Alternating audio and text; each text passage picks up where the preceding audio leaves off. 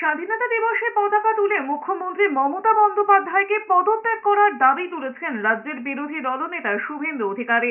একই সঙ্গে হুঁশিয়ারি দিয়ে তিনি বলেছেন, আরজিকর কাণ্ডের ন্যায় চেয়ে শুরু হওয়া আন্দোলন দ্রুত থামবে না। শুভেন্দু অধিকারী বলেছেন, Kolkata police commissioner Vineet Goyal on record এটাকে সুইসাইড কেস বলে তদন্তের আগেই ইতি টেনে দিয়েছিল। এটা তো ভয়ঙ্কর অপরাধ। পুলিশ মন্ত্রী মমতা বন্দ্যোপাধ্যায়ের নির্দেশে এই কাজ করেছেন তিনি আরো বলেছেন, ইতিমধ্যে অনেক প্রমাণ মুছে ফেলা হয়েছে। সিবিআই এর উদ্দেশ্যে তার মন্তব্য, অবিলম্বে বিনীত গোয়েল, ডক্টর এসপি দাস এবং ডক্টর সন্দীপ ঘোষকে আটক করা হোক।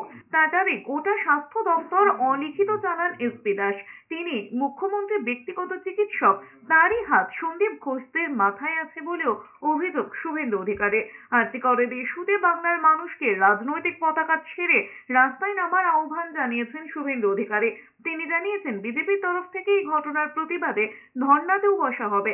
একই সঙ্গে আম জনতাকে তারা বার্তা, সকলে একত্রে নবান্ন অভিযান করতে হবে, আসল দোষী মমতা বন্দ্যোপাধ্যায়কে উৎখাত করতে।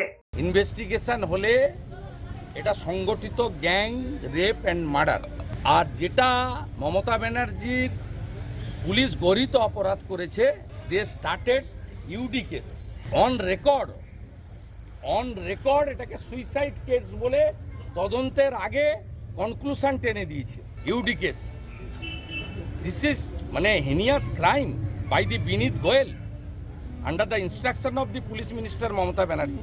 আমরা অত্যন্ত কৃতজ্ঞ আজকে মহামান্য আদালতের কাছে যে তারা সিবিআই তদন্ত দিয়েছেন। বিচার হবে, বাবা মা বিচার পাবেন, এই মেয়েটি বিচার পাবে।